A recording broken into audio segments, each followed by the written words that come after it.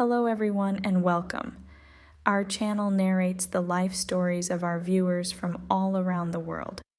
To protect individuals' privacy, names are sometimes altered in the stories. I am Aita. I was born into a family in the lower part of the city, where the level of education and financial situation were low.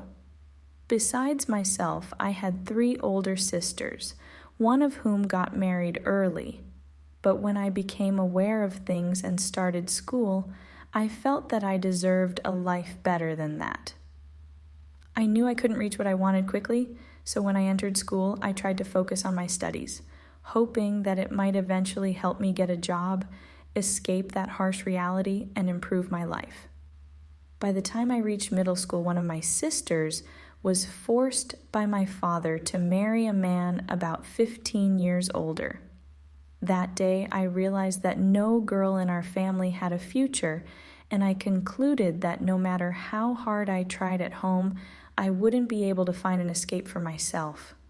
I felt certain that, like my other 2 sisters, I would end up forced into an early marriage. Still, I couldn't accept that in my heart. It wasn't something I could easily accept or resign myself to.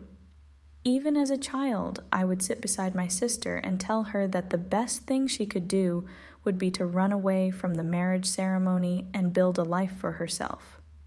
But my sister was afraid. She said that kind of thing only happens in movies.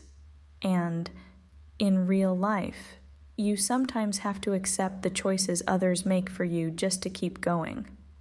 But I couldn't accept that my life would be lived according to others' desires. I was always an ambitious girl and didn't want some man to come along and make decisions for me, as had happened with my sisters. When I grew up and reached high school, I made a series of decisions for myself that, at the time, seemed like the best way to save my life. When I finished school, I had saved some money, and I planned to run away with that money and a bit of jewelry that I secretly took from my mother. One night, when everyone was asleep, I took the jewelry, left home, and spent the night in a small inn. The next day, I knew I had to quickly find a job to support myself because I didn't want to run out of that money too soon. The next day, I started searching for work, though it wasn't easy to find something suitable. Finally, I went to a beauty salon where the manager, an older woman who took good care of herself, agreed to hire me. She told me that I wouldn't get paid the first month, but promised a decent salary from the following month. She even said that if she saw how hardworking I was, she'd give me a commission for each customer I helped.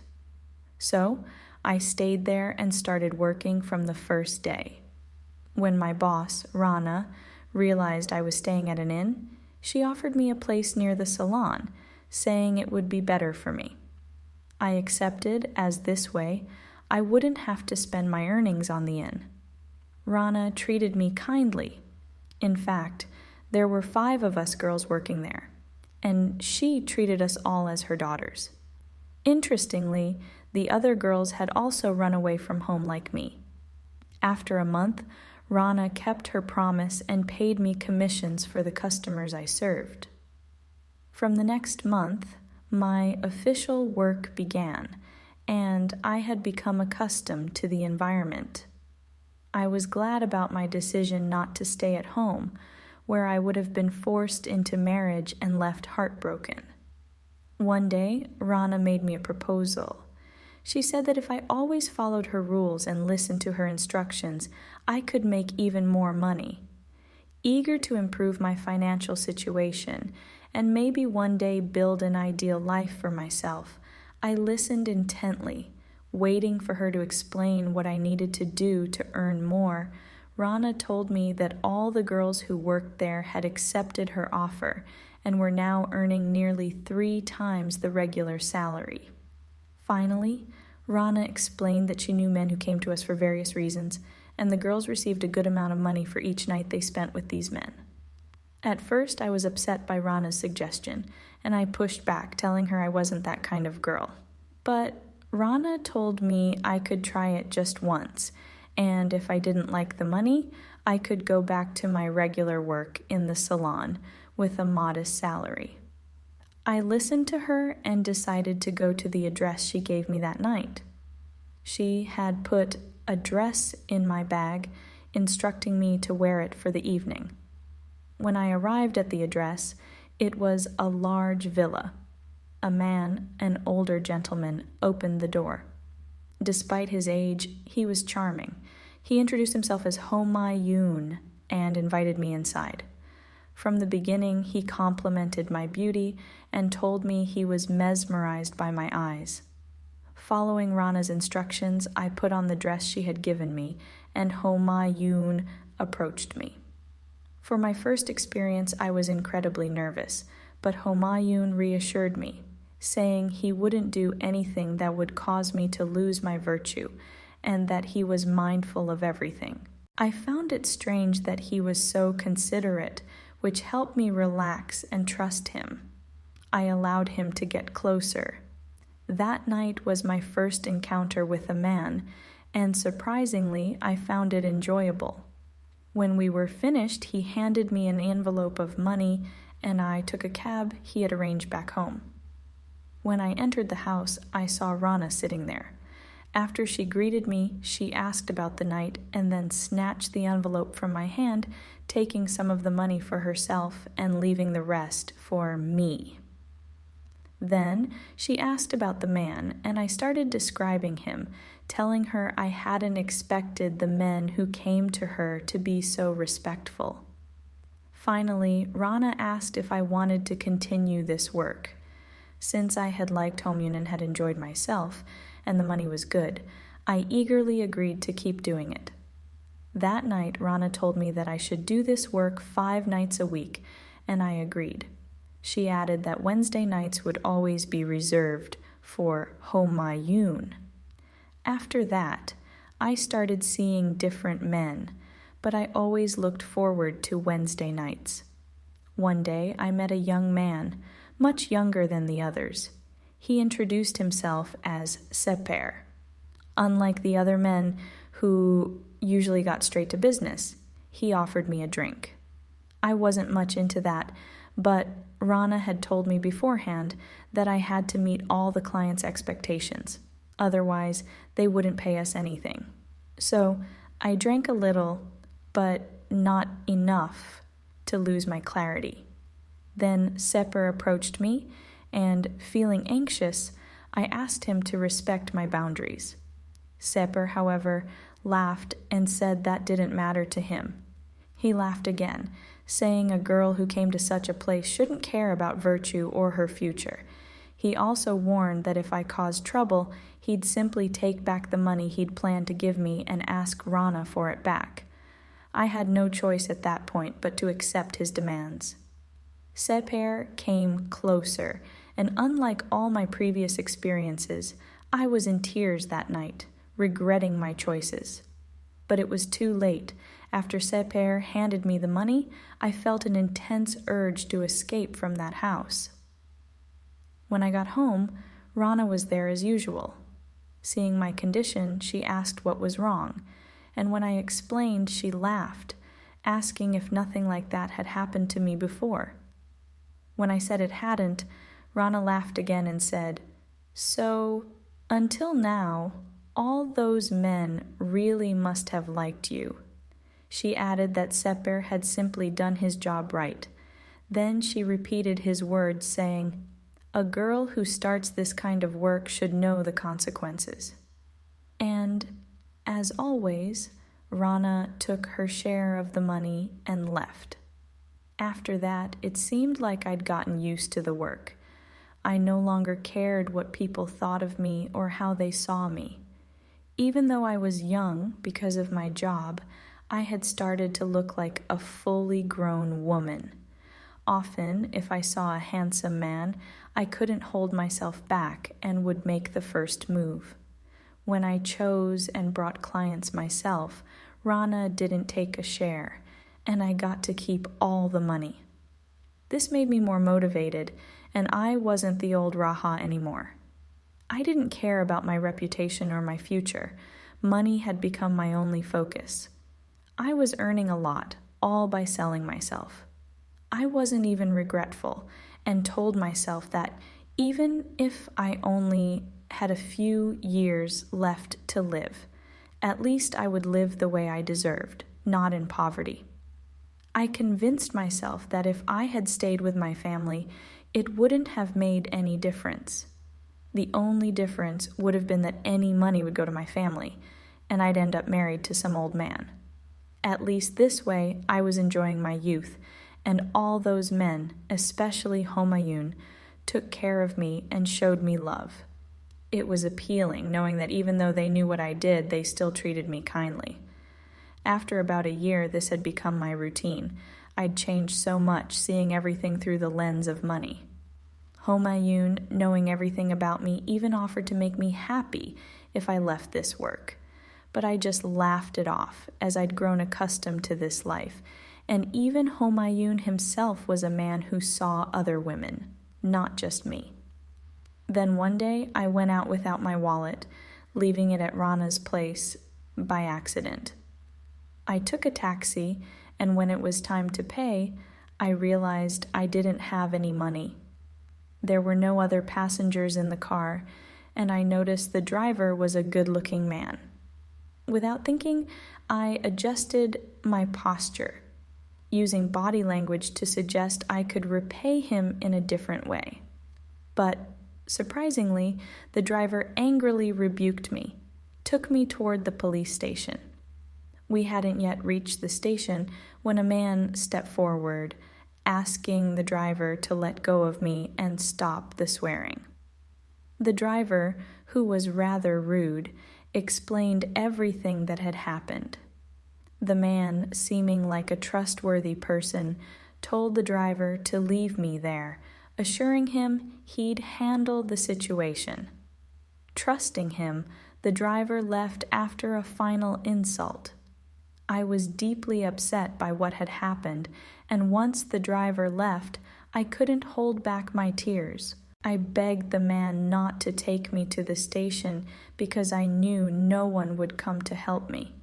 Rana had warned me never to get into this kind of trouble, and if I ended up at the police station, she wouldn't get involved. The man calmly led me to his car without coming too close and asked me to sit inside.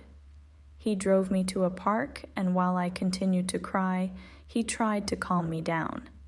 He introduced himself as Mustafa and asked me to listen to him without judgment. Mustafa explained that he wanted a month with me to help me leave this path.